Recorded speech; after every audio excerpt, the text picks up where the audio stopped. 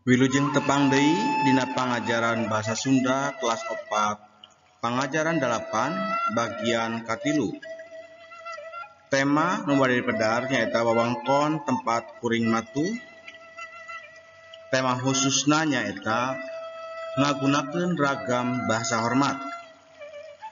Dina video ieu ceun kuring bade medar kawi ragam bahasa sareng contoh penerapan ragam bahasa hormat. Mangga urang saksikeun video ieu.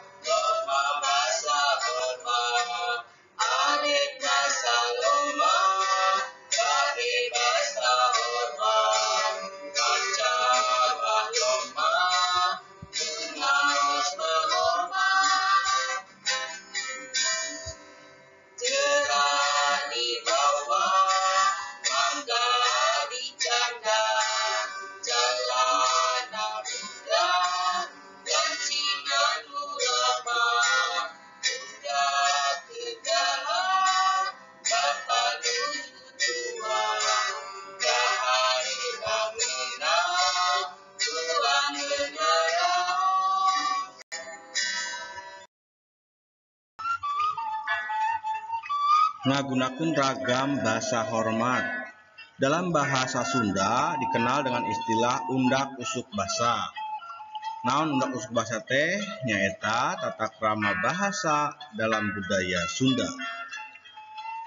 Tata krama tersebut berkaitan dengan tingkatan bahasa kepada siapa digunakan. Dalam budaya Sunda, pemakaian undak usuk basa ini disesuaikan umur lawan bicara, posisi lawan bicara, serta situasinya.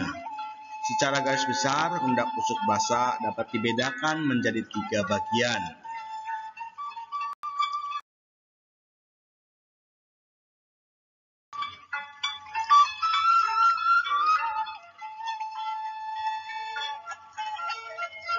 Undak usuk basa dibedakan menjadi 3, yaitu bahasa loma. Apa itu bahasa loma? Bahasa loma adalah bahasa yang biasa diucapkan saat berbicara kepada orang yang seumuran, teman akrab, atau orang yang usianya di bawah. Bahasa loma ini tidak terlalu kasar, tetapi juga tidak terlalu halus. Yang kedua adalah bahasa hormat.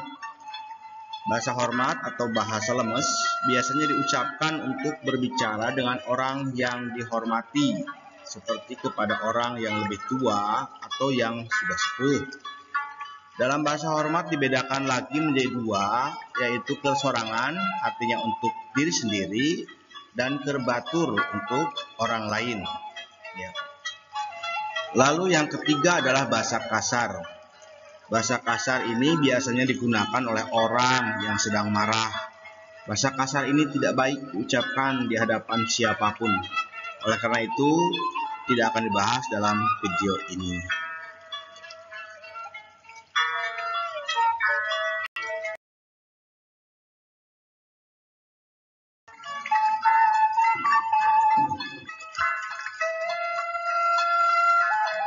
Baik, ini adalah contoh ragam bahasa ya. Ada bahasa loma dan bahasa hormat. Ya, bahasa hormatnya dibedakan lagi menjadi 2 untuk diri sendiri dan untuk orang lain.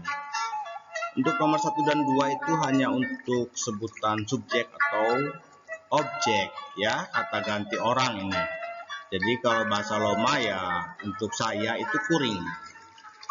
Tapi kalau berbicara dengan orang lain yang kita hormati, yang lebih tua, kuring harus diganti dengan kata abdi. Begitu pula kalau menyebut dalam bahasa Loma untuk orang yang seumuran, yang di bawah kita itu boleh nyebut maneh. Tapi kalau untuk yang kita hormati harus bilang anjeun.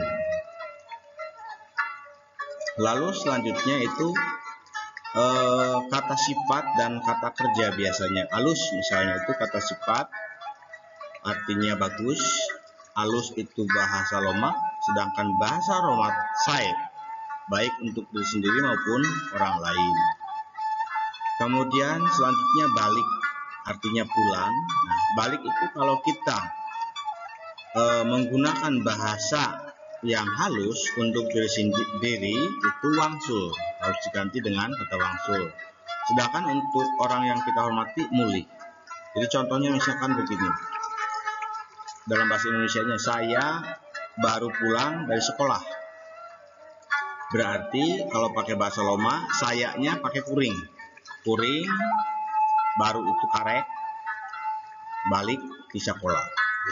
Kuring, karek, balik di sekolah. Artinya saya baru pulang dari sekolah. Ya, jadi kata ganti orangnya ya kuring.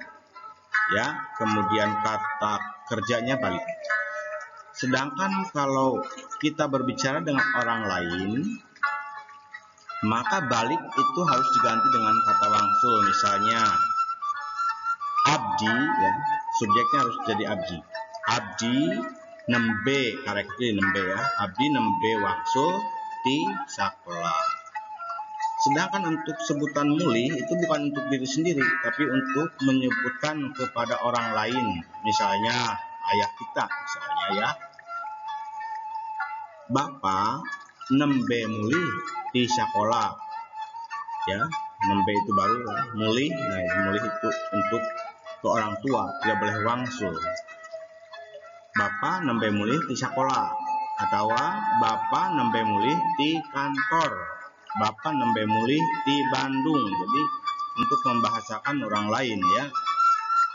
Selanjutnya indit. Indit bahasa hormat untuk diri sendirinya mios, bahasa hormat untuk orang lainnya angkat, artinya pergi. Contoh misalnya kuring indit ka sekolah. Untuk yang halusnya abdi mios ka sekolah. Untuk orang lain ibu angkat ka sekolah. Nah, seperti itu ya bedanya. Lalu selanjutnya dahar, bahasa Lomanya, bahasa halusnya neda untuk diri sendiri, tuang untuk orang yang kita hormati atau yang lebih tua. Berikutnya hayang. Hayang itu untuk sorangan, hoyong untuk orang yang kita hormati, palai. Lalu imah, imah itu rumah.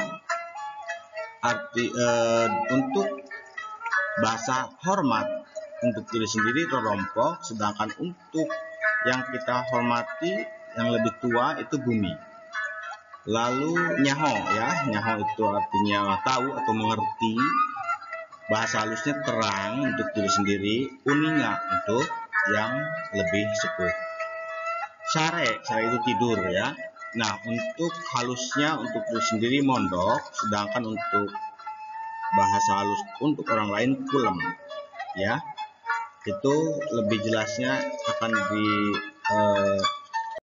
dipraktikkan dalam penulisan bahasa.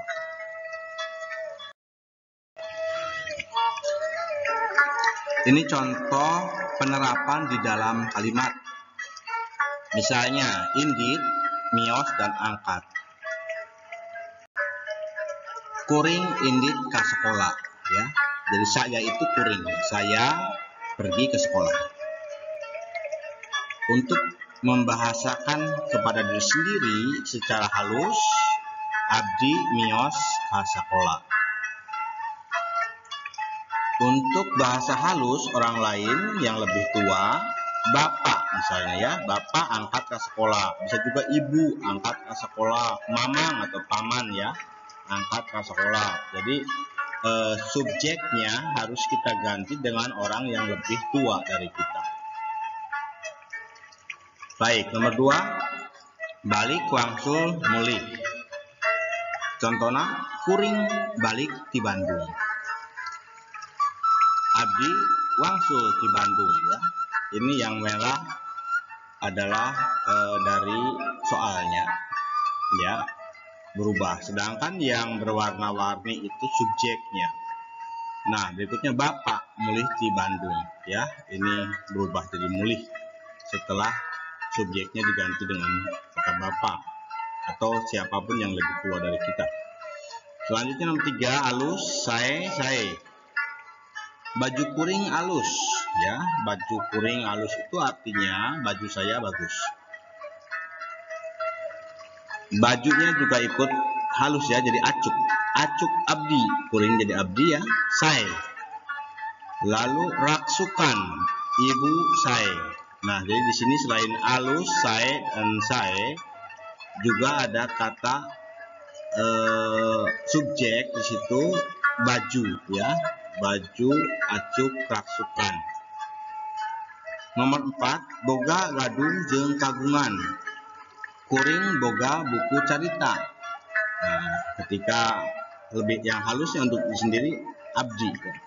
Abdi gaduh buku carita. Ganti dengan kata ibu, misalnya ibu kagungan buku carita. Nah, ini mangkusnan, kagungan buku carita. Selanjutnya dahar neda tuang. Tatang terdahar di dapur. Misalnya tatang itu adik ya, atau teman. Maka tatang terdahar di dapur. Abdi nuju neda di pawon ya. Ker itu loma, nuju itu halus atau hormat ya. Selanjutnya pun biang artinya ibu saya sedang makan di pawon. Nah, dapur juga, dapur itu loma, tapi kalau pawon itu hormat ya. Jadi ada beberapa yang menjadi bahasa hormat dalam contoh nomor 5 ini. 6, hayang hoyong palai. Mida hayang diajar tari jaipong. Abdi hoyong ya, diajar tari jaipong.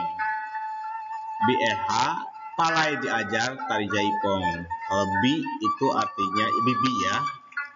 Jadi bibi itu lebih tua dari kita, maka bahasa hormatnya untuk orang lain itu palai ya.